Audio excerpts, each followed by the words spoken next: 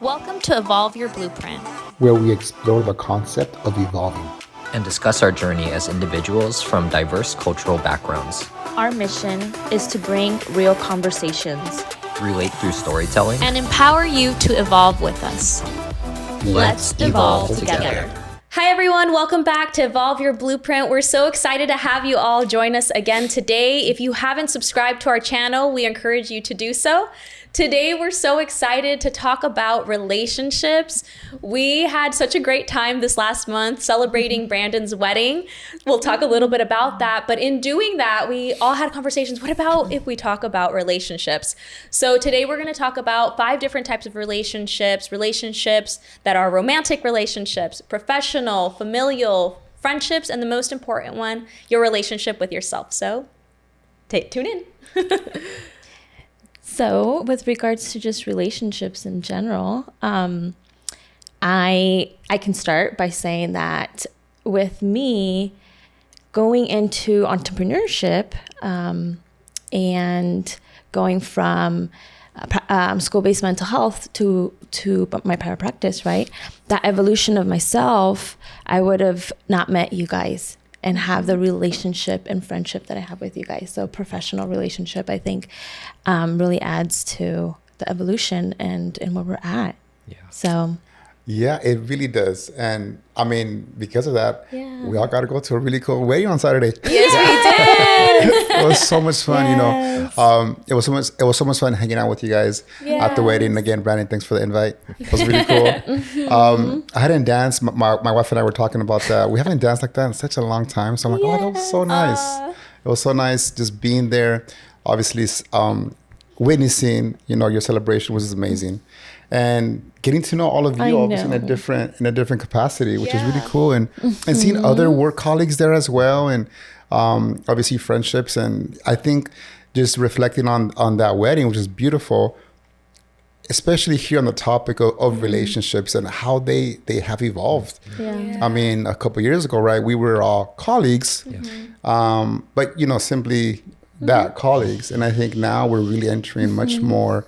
Our relationship as colleagues has evolved into friendships, into witnessing each other's very special moments of celebration in life, and I think that's very special for me.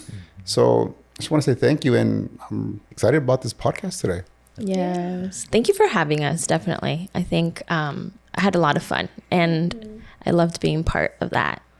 Part of your life. It was such an honor, and I thank you all for attending. And it's so interesting. Keely and I were just having a conversation the other day about how, like, when we first got into the private practice game, like, you see people online, right? You see Alejandro, you see Vidi, and all these people, and who would have known that years later that we're all at my wedding celebrating together and being able not to just be there as colleagues and friends, but almost it's like one extended big family. Yes. That we're sharing these special moments together that, they're lifetime milestones. And to be there and to share it with you all made it that much more special in a lot of ways. And so, so excited that you were able to share that moment with us. And having this ring on, it's it makes your hand feel heavy. I'm not used to wearing any jewelry. Knocking over cups, like what? Yeah, seriously. But so it's an adjustment period, but just so exciting, this chapter that I get to share it with all of you here with me. Yeah, it's great. With the banda, for sure. With the banda. Did y'all see Brandon come out with his sombrero? Oh, right? He's the Hana. He looks sharp, bro. Yeah, and I think when you think about relationships and evolving, it's really cool. I think I've known Brandon for so long, and it's been really cool to just see him find love, and to really see the evolvement, Brandon, of, cultures even, right? Your wife is Mexican and, your family's Japanese. And so it was so special to all be together and to witness like the merging of those two cultures. And today, relationships, it's a fun one, I think it's fun to think about relationships. But Vidi, you were talking about entrepreneurs, right? And our professional relationships. How do you think for you it's evolved over the years? Your relationship with like the professional one, right? It's been an evolution. I think the more I build the relationship with myself and open myself with others and really being vulnerable, like, hey, I have no clue about entrepreneurship. How do I do this? Reaching out to Kaylee on social media, Alejandro, right? And network. Yeah. Being able to reach out to people and letting them know I needed help. I have no idea what I'm doing. And that building that connection. And it takes courage. It takes a lot of courage, and it really took a lot. It's a process. It's definitely been a process for me, and there's highs and lows of them too. Mm-hmm. But I know that what I do, I'm not meant to do it alone, and relationships is what makes it all worth it. Yeah. So that's so true, Vidi, especially that piece of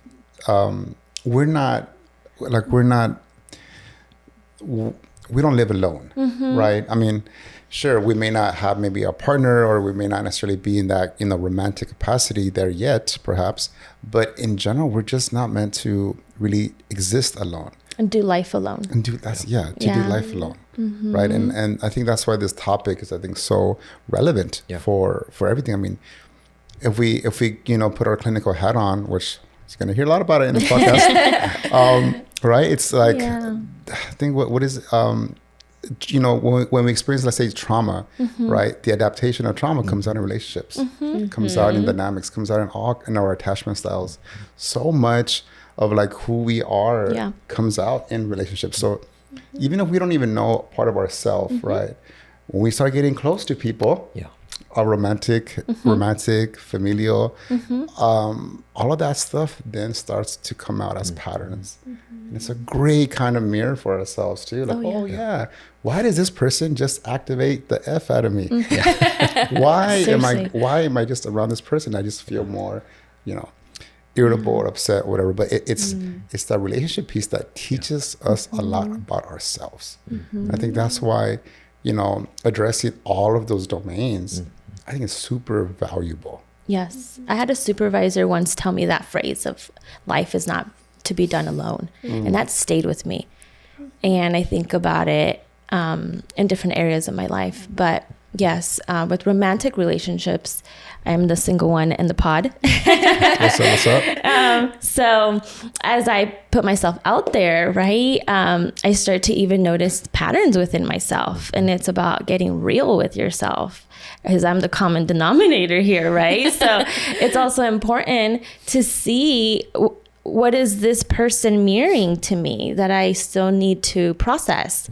That's been not processed and hasn't been resolved, essentially, right? Sure, yeah. But it's interesting. It's a journey. It is a journey.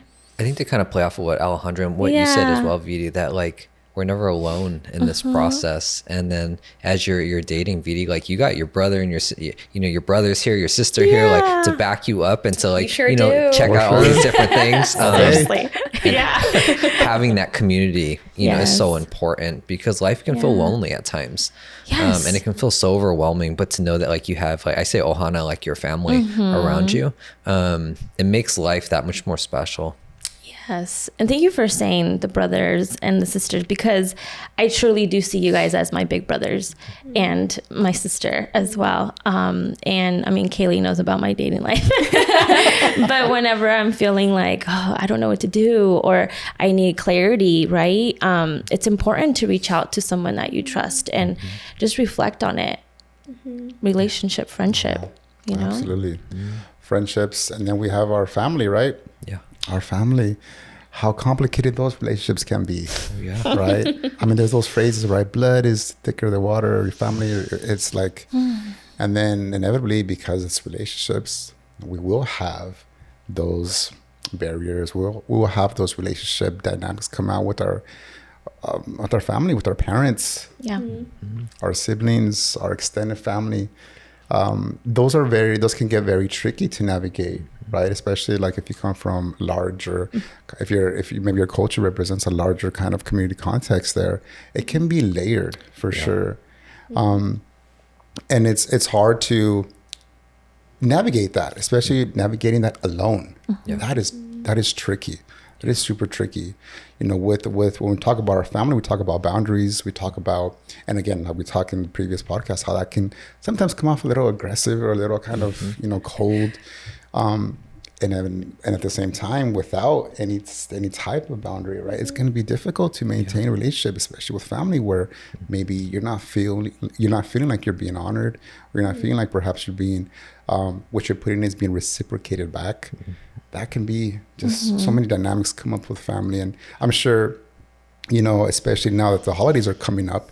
It's one of those things, and we'll be talking about it, I'm sure, on the podcast too. But I think so. I think so, you guys. We're gonna talk about it. Yeah, it can get tricky and layered, but it's a journey easier to navigate with the relationships that you've built, that you choose to have. Oh yeah. I think with our biological families, at least, like there's this notion of they help us define what we deem as normal. And so what we deem as normal, we don't tend to question until we have extended families, right? Or we have like our chosen families. And then we're able to kind of see, oh, like what relationships are serving us or what relationships are no longer serving us.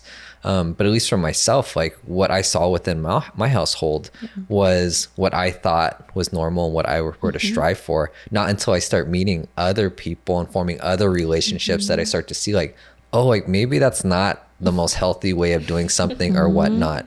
I'm kind of connecting everything that you're all saying, and you know, Vita, you started off with, you know, being single, and I couldn't help but think about when I was single. It's been a while now. I've been with my husband now. I mean, we've been married almost a year. Oh no, past a year, but we've been almost together for a decade. And I think about my single life, and I really didn't like that season of my life. I think for like the first year. And I remember going out, and I was always like, do I have a resting you-know-what face? Because no one talks to me. What's going on, you guys? Do I have repellent, like men repellent? But you know, I think what happened was that during that season of my life, I was learning a lot about myself. Yeah. And I think other thoughts were, you know, in my family, we got taught a lot of like, you know, a woman knowing her worth, and you don't chase men and things like that. So I think that what happened is that I was, maybe without knowing, very guarded. And so when I think about my relationship with my husband now, you know, I was the one that reached out to him. And I think in the dating season, I was like, oh no, like, you know, if someone's interested, they can come to me kind of thing.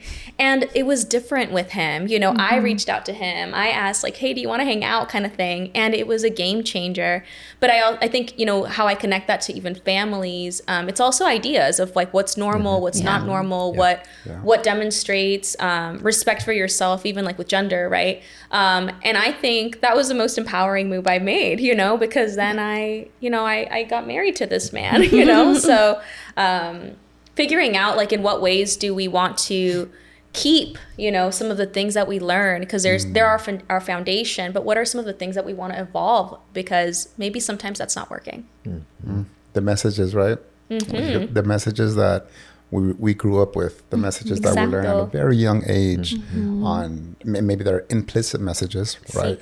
Implicit learnings, but yeah, how much of those are we carrying on, maybe without even knowing? And then how many of those, when we actually look and reflect, do we want to continue, and which ones do we want to drop off? You know, drop off that load. Not interested in carrying that that message, that learning, especially when it comes to relationships, to family, right? I mean, it can get tricky, especially when we're talking about culture and the idea of you must blindly accept, right, that closeness, that togetherness, this person in your life, whether they're maybe harmful to you, whether they betrayed you, whether there has been some, you know, on the spectrum, further on the spectrum, like abuse.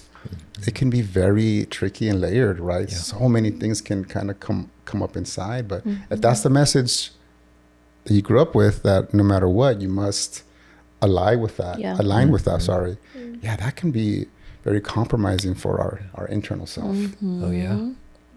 Yeah, as you're speaking, what comes up for me is a lot of the times what I'm unlearning is this narrative of settling down, just to settle and not have like expectations or standards, right? And sometimes when I'm dating, finding someone at my level, or that doesn't feel intimidated by me. And me allowing myself to also not settle if I'm feeling that there's something else out there for me, right? So it's that narrative that I'm constantly unlearning. Yeah. Not to settle. Yeah. And that it's okay. Not to settle. It's okay. It's okay. It's You know, okay. then you have all of us. We're like, no, not that one. Not that one, BD. Next. Seriously, right? You gotta have more It's filters on the apps. He's saying he's not ready. Okay, no, I'm not waiting. I'm not holding my breath. I'm moving on. That's right. Exactly. Yes, right. So, and with that is trusting myself, Oh yeah. right? And that's another thing that I'm learning is trusting myself, because at such a young age, I wasn't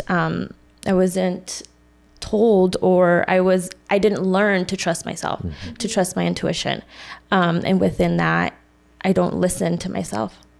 So then I've been unlearning a lot of that, and within that, it's like my dating life, my business life, everything, even myself. Yeah. So trusting myself more. And the relationship with self, I feel like, isn't talked about a whole often. We always talk about romantic relationships, professional relationships, but that relationship with ourselves is so important. And one of my mentors used to always say, "You're always in two relationships." And I was like, "Oh well, no, not me. Like I'm only like one person at a time." He's like, "No, I mean that you're always in a relationship with yourself and somebody else. So whether that's a colleague, a friend, a romantic partner, whatever it should be." And that really resonated for me over the years because our relationship with self, sometimes we neglect it because we have so many other relationships. And, for our viewers today, one of the big points that we want to bring up is like the importance of how do you continue to invest in your relationship with yourself? That's so true, because I think about, all of the relationships that we're talking about, whether it's professional or friendships, romantic, family, and it really does come back to yourself. I think how well and strong those relationships are also going to be based on how well I'm taking care of myself, and am I really considering how I'm doing? And I think, taking ownership of that. Sometimes, relationship isn't going well, or friendship. When I say relationship, I mean all of these, right? They're not going well, but it's because I'm not doing well, right? I think when I think about entrepreneurship, in business, things ebb and flow. There are high months, there are lower months. And I think how we ride it out, right, has so much to do with the relationship we have with ourselves. Do we have the confidence that, we're going to get through it, and move along, move forward, keep executing the things that you want? Or am I feeling stuck? And I've been in both, I think I've had seasons of highs, lows in our business, right? Where, I think we're riding out the lows beautifully, like killing it, and no problem. I have big faith, and I always think, it's going to work out, but then I've also had months where I feel stuck, and I think that goes with all things, including friendships. I think whether it's myself, or I even think about clients, sometimes people can feel alone. And sometimes we do have people, but are we reaching out, or are we shutting out, right? And so that relationship that you have with yourself, and that awareness, am I accessing the people that I know can support me? Am I nurturing those friendships? And I feel really lucky, because I am certainly a person that I value quality in friendships more so than the quantity of them. I think in entrepreneurship, I have met such incredible people, including all of you. But to me, it's really, the importance is the quality. I think I rather have a small group that get me, that I get, that we encourage one another. And, I have one of my girlfriends, that I've been friends with since I was in middle school. And I feel so lucky in that. As I've gotten older, though, I think it's gotten harder to find friendships, especially because we're all evolving, right? But I think in this season of life, I'm super lucky to have all of you, because I think there are things that overlap for all of us, that we really just get each other. So, yeah. It really is. It's so great to see that kind of that evolvement, right, of our relationships, not only with each other, but, you know, just externally, and then how that affects our relationship with ourselves. You know, coming that together, bringing all of that together, I think it's so important. And as I'm, you know, reflecting on that question about our self, and a previous episode, Brandon, when you were talking about kind of code switching, what it means to, you know, have different parts of ourselves come online depending on the context of where we are. And I think this also exists with our relationships, our friendships. I look at the friendships I have with some friends from, say, high school, middle school, that I still keep in contact with. And then I look at the friendships that I have with individuals that maybe I met in college, in grad school, guys that I play soccer with, guys, or, you know, just different areas of my life, or guys that like the car world stuff with me. It's different types of friendships. The different kind of parts of myself are able to come out. But in all of those, it takes effort. It takes some reflection to really see, what am I getting out of these relationships, and not in an egotistical or narcissistic way, but in the way that still aligns with my integrity, and it still aligns with kind of who I am, so that I can still feel authentic and I can still feel genuine, so that my conversations come off as, yeah, this is really me right now. We may have different opinions of other stuff in life, but here we get each other here. And I think when I find that with these different groups of friends that I have, it just makes me feel so good. So the lows are not as bad, right? The stressful times are stressful because they are, but they don't, the charge is not as high. Yeah, well said. I think, you know, one of the thoughts that I had as you were sharing that is also, I think things that I hear from clients, for example, or I actually don't think I've had this so much for myself, but I think others or family members that I've heard, where it's like we have an idea of what a friend is, and it's like rigid, or it's like a friend is all of these things, and if a person doesn't do all of these things, well, then I'm closing this door. And I feel like we have different types of friends, kind of like you're mentioning. And so when I think about, you know, some of just like the most awesome relationships that I've developed now, it didn't start because, you know, this particular person had all of the things that I love in a friend, you know, but it's like, you know, we have different types of friends. You have the friends that you can go to and have really thoughtful and deep conversations with, or the friends that you like to go and dance with and have a good time with, or the friends that, you know, get you because they know you from a different season of your life, like they know family. And I just think that sometimes, you know, we can get stuck in, this isn't really a friend because they don't have all of these things. And I think being open also to redefining what friendships are, I don't know, I think it's an important piece to reflect. Yeah, definitely. It does, you know, because we can get very much limited, and then when that happens, we start to isolate.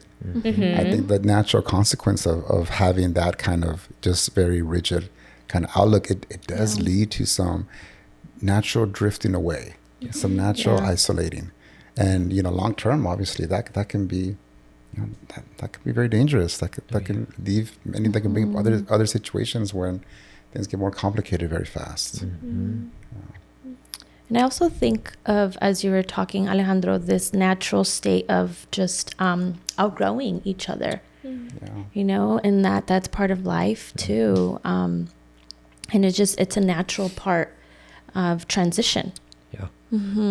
And grief and loss, right? So definitely, I feel like that's happened to me in my transitions of the seasons that I'm in, and if they're able to meet me where I'm at, right? And the level of respect for each other too, and not wanting to change one another, right? So there's friendships where I can pick up right where we left off, and I love those. The best, right? Yes. And I've known them for years, but then there's other friendships where I have outgrown in my evolution. And it's sad. It sucks, but it's also, I feel like it's a natural part of life. I saw a childhood friend of mine at the wedding, and we've been friends since we were 12 years old. and we were talking about, we see each other maybe once a year if we're lucky. He has a new little one. And so we were chatting and whatnot. And he says, why do you think we've remained friends so long? Yeah. And as we were talking about it, and, I went home and I was thinking about it more, and I came up with this thought of like, it's because we've accepted each other of who we are at each chapter of our life. Whereas other friendships, maybe there was an acceptance there, and the friendship kind of faded and, went in its own direction. But that particular friendship, there's been a lot of acceptance, which led to vulnerability and trust and all of these things, which has been really special. Yes, I think acceptance is the big one there for me, the key word. But yeah, that acceptance, meeting you where you're at. We say that to clients, right? and to our students as a professor. Meet your client where they're at, right? We can see them potentially like further on in their healing journey, but it's like, bring it back. Yeah. That's not where they're at. Oh, yeah. You got to meet them where they're at. Are you trying to control something? It's a projection of you. Yeah. So bring it back. So I just feel like, with evolution, obviously, there's definitely like this natural state of transition that happens with loss, with any relationship. Yeah. That theme of grief, where you're describing, right, when maybe there is an acceptance, and because of that, there is not a lot of vulnerability, which impacts how much trust that can be formed to make a strong connection with someone. And when you get to that point, with friendships, there's this grieving that happens, this loss. And then you put that same kind of topic and plug it into your family now. Oh, right. Yeah. Whoa, you're grieving a family member that maybe is not able to meet you where you want them to be. Right? So many times it's happened in my personal life as well. And with my clients, it's like, I'm grieving the parent that I never had. They're physically alive perhaps, but emotionally the limitations are just not there, and it's so hard. Or I'm grieving like a cousin that maybe we have not connected with in a long time. A family, a aunt, a tia.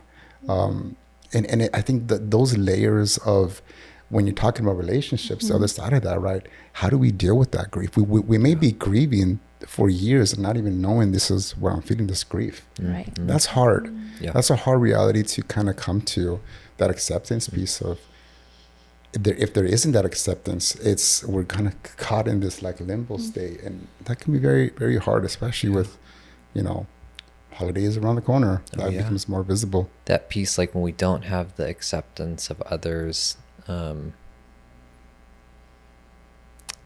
it's hard for me to even put it into words, because it's a feeling that comes to mind.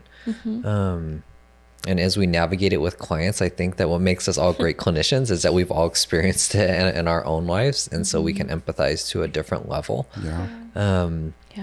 But it's this level, it's a process, and it's something that can only be done truly with support of others and with other relationships.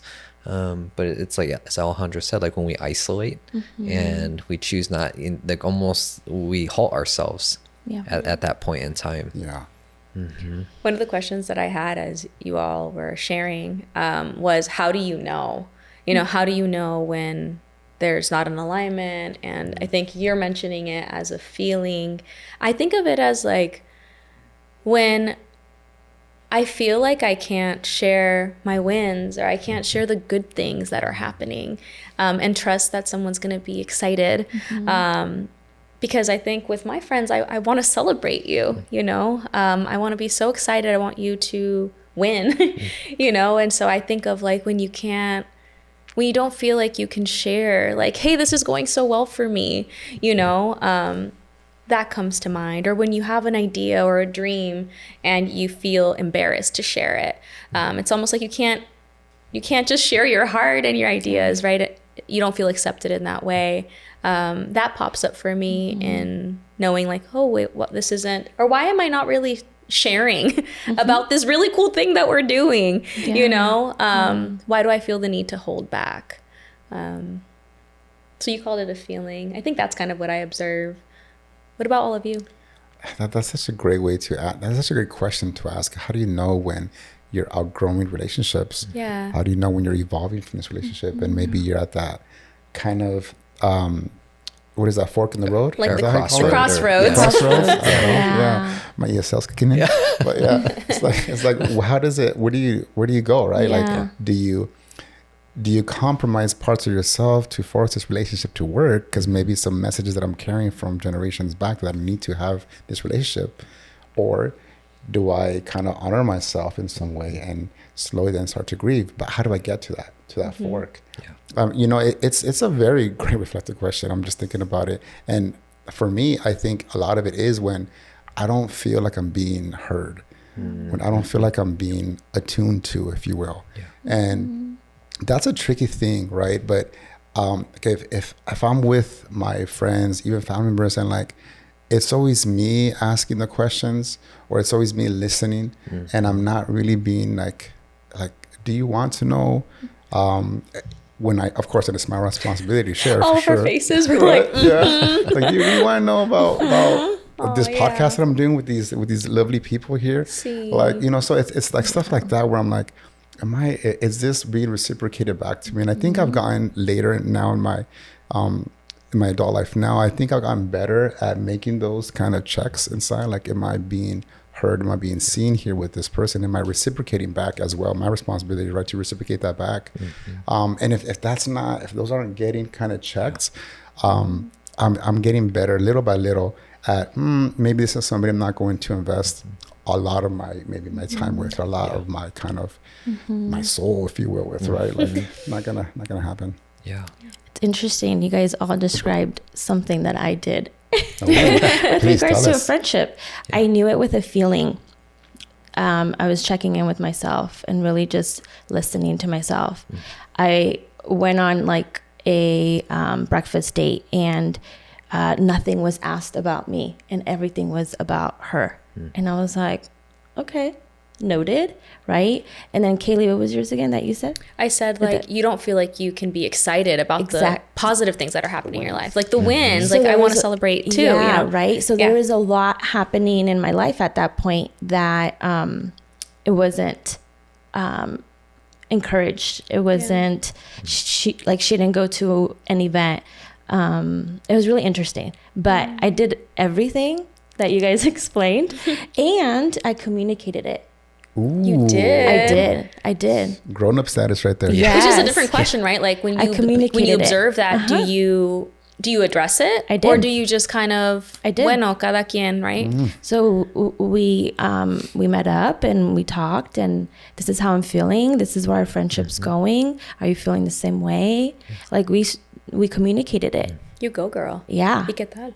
And Tell me the cheese, but you guys. Where's the popping at? You got You popping don't at? share if you don't want to. I actually did everything that you guys said one way or another, and I'm all about communicating it too and addressing it. So I did that, and it naturally just outgrew.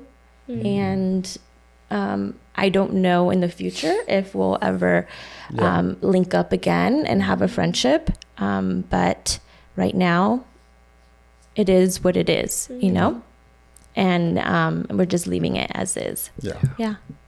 I really want to underscore that last piece of, and then I articulated that out. I told her, I actually had that conversation. That's hard to do. Oh, 100%. That is so difficult to do. So awesome. Mis respetos. Yeah. Let's underscore that point, because we can all stop at that point just before that, right? Yes. And then the other person, like, I don't know why they stopped talking to me. Right? Yeah. I have no clue why. Like, what, they just ghosted me. Like, no, there's reasons, but taking that, right? Because that's our side of the street. Yeah. That's our side of the street. And that's part of me getting to know myself and speaking up. And even though it doesn't feel like sometimes my voice is shaking or whatever it might be, but going back to unlearning parts of my family of like, you don't have a voice, you don't matter. I know that, and now I am demonstrating it and speaking up and saying it in relationships, saying it in friendships, right? So part of that is communicating my needs. Part of that is having uncomfortable conversations in relationships that feel safe. Yeah. in some ways it's like you're also, and maybe more indirectly, like checking in on yourself and like trying to figure out, how is this relationship serving me in this moment? And when it's not, it's being able to verbalize it. Because I think Alejandro's right, like that's a hard thing to do. It's so easier to just kind of brush it under the rug, be like, all right, that person's just out the door, I'm not going to talk with them anymore. But what you did, I mean, a lot of respect to you for being able to do that. Yeah. I think it's a gift that you gave. You know, I think sometimes when we think about addressing difficulties with anybody, right, whatever relationship we're talking about, it can feel so scary, like you mentioned, and hard. But I think it is a gift because, you know, when I think about right now, I'm thinking about like as a couple, right? It is a gift to be able to share with someone what's working and what's not working versus just icing them out, right? And I think when I think about evolving as a couple or evolving as friends or professionally, right? I think we're giving someone a gift to know, like, hey, don't know if this is your intention, but this is how I'm feeling, you know? And I just want to let you know, because I do care about this relationship that I have with you. And I want to give you the opportunity to sit with it, to agree, to disagree, to share your point of view. But yeah, it's a gift that we're giving in some ways. Yeah, it was definitely more than one time. and obviously we both kind of like knew, right? We're just letting it be. And it was a transition. And it's that communication piece definitely has been key, and it's uncomfortable, you know? And with that conversation, it was also knowing that she wasn't able to meet me where I was at. And I knew that. I knew that, but she didn't. But I was able to see that. And that, again, that's mimicking just a relationship, you know? And that can also mimic like dating relationships, you know? So it's like, okay, I can't settle, or I'm not wanting to settle. Let's see where this goes, because it's a friendship, right? But yeah. Well, as a clinician, like truly practicing what you're preaching I over know. there. I tried to. I tried to. Yeah. But you know what's happened to me before is there's been moments where I have felt like I'm being the bad friend. And that hasn't happened to me very, very many times, but there's this one instance that I'm thinking about where I wasn't doing the reaching out or the following up with a friend that I really care about.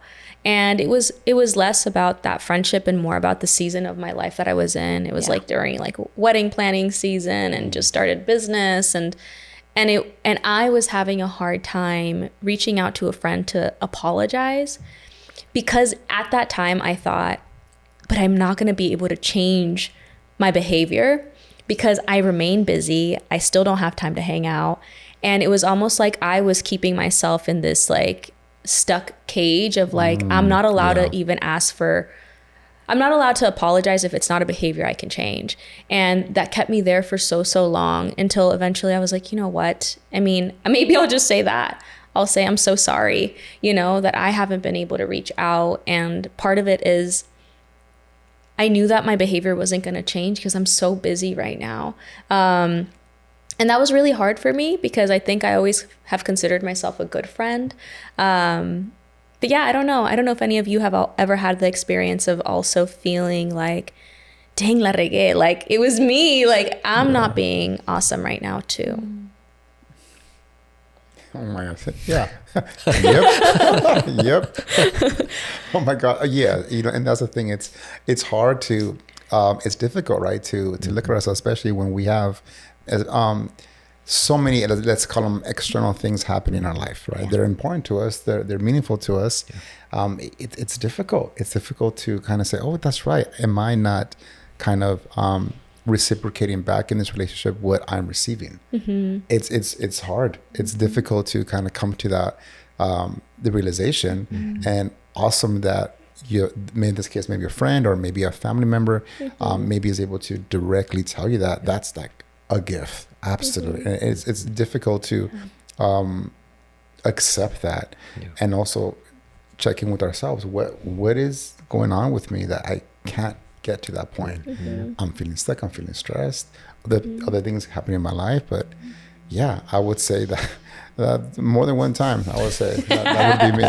You're all una, dos, Yeah, no, I'm like, all right, tres, so a ver. high school, college, this, oh my gosh. Yeah, I have a really good friend that has been in a different kind of, friend circle. And he does such an amazing job at like being the one that says, all right, fellas, when are we going to meet up? We all live in different parts, unfortunately. So it's difficult for us to get in one weekend together. But he always does a good job at reaching out to all of us and kind of get the ball rolling. And I see him trying, and I'm like, that's right. So I try to like answer back, and I try to, get back more active in the group thread or whatever. Yeah.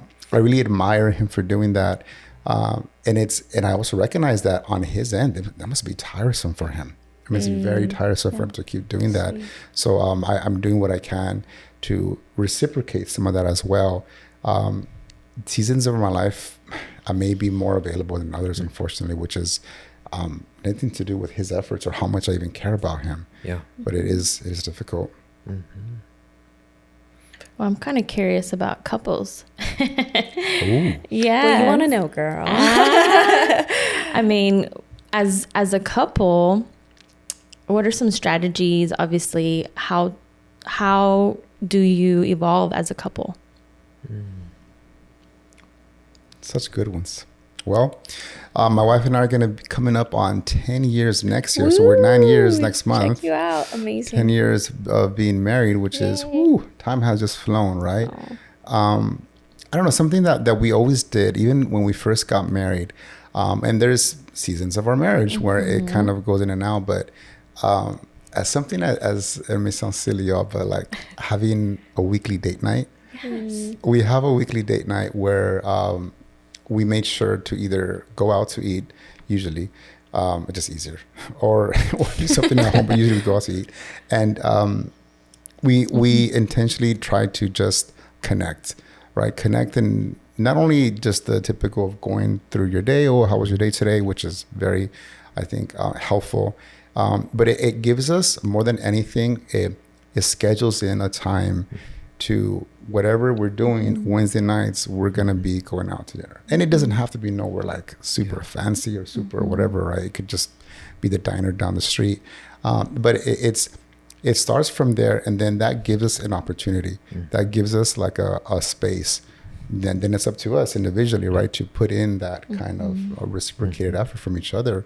But at least it gives us the opening to do that. So we can't blame it on, we're busy at work. She's an entrepreneur as well, and I myself. So you can imagine, right? There's a lot of us, a lot of busyness going on.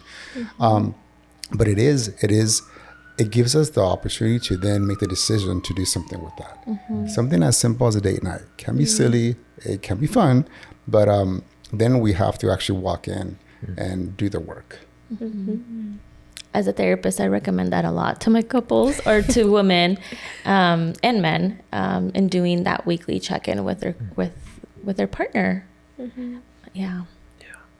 Well, you're talking about Alejandro. It sounds like it sets like a parameter, or it sets like a foundation, and then from there each partner has to kind of build off of that foundation. But having to set that time aside is like one of the hardest things to do at times. It protects our marriage, if you will. Yeah. It's a layer of protection. Like I always tell my clients, it's like for all that play chess, right? The pawns, like the first line of defense, literally in the chessboard. It's like a protective factor in our marriage and our relationship. Obviously we have to choose to then do something with that, right? Which is what being married is, and being in a romantic relationship is a lot of intentional choice, a lot of intentional meaning making. And having that date night gives us an opportunity then to, all right, is there something that maybe we haven't been bringing up because we've been quote unquote busy, right? Running out the door, That's coming real. back in, right? That's like, true. so Yeah. it's up to us, right? And that's an intentional choice that we made a long time ago. I mean, it's gonna be 10 years next year of doing that. Wow. A ver, amigo, what's your... Well, I'm the newest one here, so I'm learning still. from my I'm still seniors thinking. here. It's been 1 year. Give me a second. I'm not ready yet. I'm thinking. For me, it's interesting. So for those of you who are have experience in the field of mental health, individuals like Alejandro and myself, who identify as men, we're very rare in this field. You know, I always say we're like unicorns. And so in a lot of ways, surrounded by my female colleagues all the time. And so over the years, I've like, okay, well, what can I learn here and to bring to my future marriage? And now that I'm married, I try to put all this to play. And I'm so blessed to have a wife who does her best to understand me, and I do my best to understand her. But it's done through listening. And I think that the art truly of listening to understand and not simply to just respond has been so crucial in our relationship, and something that will continue to serve us well. We always have these in-depth conversations. We're both clinicians, so you can just imagine how those conversations go. Not always perfect, but they have good intention behind them. And so for me, it has always been, how can I understand her from the words that she's saying, but also like the things she isn't saying. So the gestures, or maybe like the acts of service or things like that, and do my best to meet her where she's at, and she does that for me. That's beautiful. And your wife, I mean, she helps out, because her facials say so much. I'm like, we know what my girl is thinking at all times. But you know, I don't know that I have a specific strategy. I think what comes up for me as a big strength in my marriage is we really embrace humor. I feel like when there's rupture, repair can happen really quickly, because I think we both know that humor works for us. You know, yes, we talk about things, but we have fun together. I think it's sometimes in the smallest things. It's not necessarily, like you both seem like, you know, you have like set things, and I love that idea too. I'm taking notes, you know, but I think for us, it's more like, I don't know, just having fun with the small things. Like sometimes just walking Juno's my dog, you know, we have fun with that, or cracking jokes, or I don't know. I think humor for me in a relationship, all relationships are so important. I think laughter, you know, I know people say laughter is medicine, but for me, it truly is. I can't stay mad for too long if you make me laugh. And so I don't know. I think having fun, just have fun. And also, I think giving each other grace. I think giving ourselves grace as people, understanding ourselves. I think that, you know, my husband and I, completely different fields, so it's not like you, but we have completely different fields. And I think something that helps also, and I think I teach a lot, is, I don't know, sharing with each other, like where we're at. Like sometimes it could look like I'm really serious right now, but it's not with you. I just had a pretty shitty day, you know, or you know what, I need some space real quick. Like, let me just finish this up so that then I can actually pay attention to what you're saying. Or I'll say things like, oh, I want to tell you a story. Like, should I say it now or should I wait? Because then I'll get my feelings hurt if I start sharing a story and you're not paying attention, right? So it's stuff like that. It's like tuning in with ourselves, giving each other grace. I think he and I have really busy seasons at different times. And trusting that like, it's okay. You know, sometimes like connection, I think like the disconnect doesn't have to be something alarming, right? It's just, we're busy sometimes, you know, but then having a lot of fun once we get to be together. So I don't know if that's a strategy. It's more, Yeah, absolutely. It's like it's a foundation. Yeah, it's know? a foundation. We have fun together. Yeah. Yeah. It's I'm hearing you share, and it just reminds me of the kind of what we were sharing earlier about with friendships, the trust and the foundation to feel that you can be vulnerable, right? That you feel accepted, that you feel seen, that you feel heard, and that you can communicate difficult things like you did with your friend. Like, you know, we look at those kind of themes and all of these different domains we're talking about. And specifically, when we're talking about romance here and like a marriage or a partnership, it is very much, I think, the foundations of it. Right? I'm looking at the question of how did my wife and I evolve and continue to evolve, and we can't without having those foundations. Yeah. Without, you know, me knowing, she knows my attachment style. She knows kind of my history of how I was raised. She knows the history of my activation spots. She knows, and just like I know hers. So it's easier to give each other grace when you know, oh, this is the theme for her. Okay, I need to back off, or I need to like chill, right? Yeah. Or and vice versa, and she gets it too, Yeah. right? We sometimes have to remind each other of that. But for the most part, it's like having that. It's gonna sound clinical here, like that historical knowledge of each other, right? Yes. But understanding why that historical knowledge activates X, Y, Z of each other. And I think when you have that, it's easier to let go of facial expressions, of like the emotions on the face, or, you know, so it's just easier to, because like, oh, this is not about me actually. Yeah. So it's easier to kind of then flow, and there's less of like crazy, like you're saying, alarming things. Oh no, we're not together today because this, you know, it's like this is what it is. I think all of that, when we're talking about evolving in a relationship, that comes with it. Getting to know someone in that respects, how you know how they attach to you. Yeah. As we're all talking, what's so interesting is we all take accountability for how we contribute to something, and I think that's what makes us probably all friends and colleagues. Like we were accountable for what we do, and you know we're not afraid of acknowledging areas that maybe like we need to continue to work on, or faults that what we have or whatnot.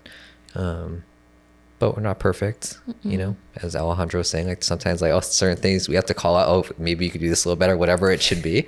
But we take it because we know that there's good intention behind what is being shared with us. I think for viewers who are listening, right, we have like a process for this podcast, right? We think about the topic and we kind of chat about like why do we think it would be important to chat about it. And, you know, we protect each other too. Like we want to share with all of you, but I think at the end of the day, we are going to be friends first. And so even, you know, for planning for this particular episode, right, we checked in with each other of like, wait, do you feel comfortable sharing that? Or, hey, I'm feeling protective over you over this, you know? And so I think that, you know, it's the vulnerability, the accountability, and then I think having fun, you know, I think that this particular podcast is really us filming our friendship, our developing and evolving friendship. And that's been a lot of fun. And I'm really excited to see kind of where this takes us. You know, there's so much there. There's so much that we have, I don't know, we share, and then there's so many differences between all of us as well. But the accountability, the respect, I think, yeah, it's there. Yeah. I mean, how cool is it to be friends with someone, or let me just make it broader. How cool is it to have a relationship with someone, in whatever context that looks like, to feel that not only am I being heard, but I also know that this person is also will take accountability. Yeah. It just makes the playing fields so much safer. And when you feel safe, wow, like you can get deep in relationships, which is awesome, I think. Yeah. I think that's when it comes to relationship with ourselves. That's what it is. We want to feel like we're safe. We want to feel like, hey, I can connect with this person, and I feel safe. I feel that if we have ruptures, we will be able to repair those ruptures. If we feel like there's some disconnection, we can rebuild and repair that connection. I think that I think is a big theme for relationships, and I think that goes through all the different domains there, but specifically with the relationship with ourselves. Yeah. And if we feel like we haven't done that yet internally, like, hey, it's part of our journey. You'll get there. As we wrap up, I guess my question to all of you is, what are you either doing, or what are you, and maybe we haven't thought about, I don't know what I'm going to answer this. I'm just thinking out loud here. What is something that you're either doing or you plan on doing to evolve your relationship with yourself? I don't know my answer. Let me think. But yeah, does anybody know? I think for me, I'll just jump in before I forget.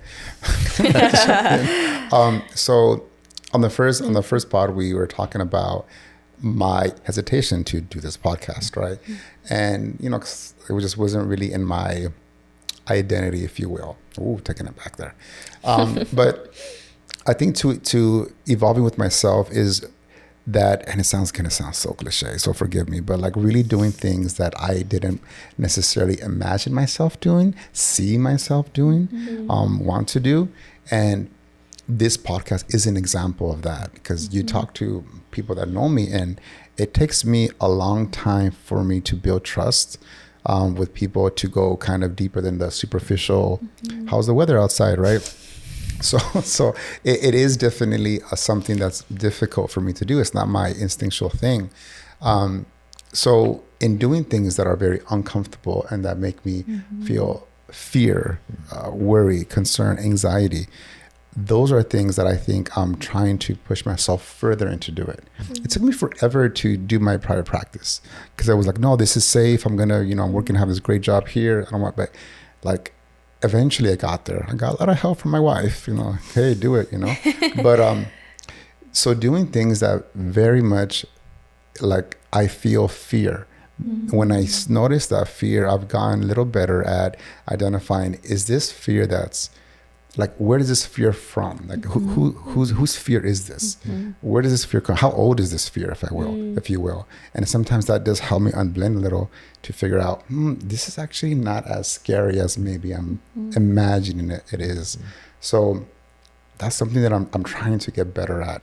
Whenever I feel the initial fear or hesitation, instead of my initial instinct to back off, I take a minute and I really try to unblend and see where I can move into.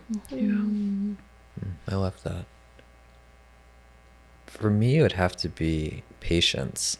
I'm a person who, when asked to do something, and Kaylee sees this, she's like, you got to slow down. Like, you don't need to get it done like in the next 5 minutes. But for me, it's like this constant urge of like, you have to do it now, like this sense of like urgency. And so being patient with myself, like, no, it can be done tomorrow. It could be done, next week or whatever. I think that's something that, to be patient at the phase of life where I'm at, and it's okay to just kind of let it ride. And so you can clearly see things for what they are, instead of always just being in the future, whether that's relationships or just life itself. I can relate to that. I feel like slowing it down and pausing more. And every morning I give myself time to feel and just tune into my body, and that allows me to pause, to have a better morning. So that helps my evolution throughout the day. But slowing down, I feel like I'm always rushing. I feel like I'm always having something to do, right? And taking more pauses before I make a decision or before I decide something. And I think that can help my evolution more. Yeah. I think my idea is still evolving here. But yeah. I think in this moment, I was thinking there was this, I think it's Young Pablo or Pueblo or something. Yeah, Young Pablo. Yes. There was this post that I saw on Instagram a few weeks ago, and it said something along the lines of like, you have 3 months left of this year, and, what do you want to do with it, right? Make it count. And it talked about like, show the love that you have for others, or whatever. There's different things. And the one that stood out to me, because I think I've been neglecting it, is it said, treat your body like a temple. When I think of like my body, I think about how I nourish it, how I take care of it. I had been on like this yoga journey of like every week I would go, and for the last 2 months I haven't gone.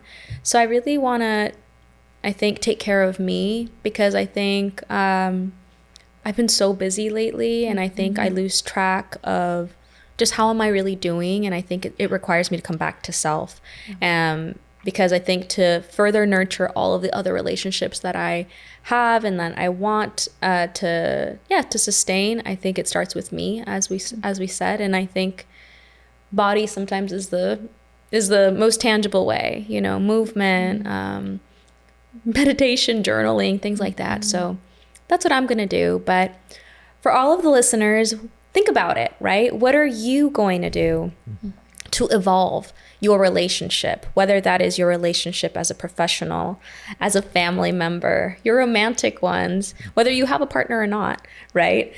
Yourself, and what was the last one? What did I not say? Familial. Familial. Did I not say familial? Bueno. Couple, self. Well, you got them all, right? They're all in there. Right? But thank you so much for tuning in. We encourage you to subscribe to our channel, and we'll check you next time. Peace out. All right. Peace out. Woo! You guys. We did it. We did it.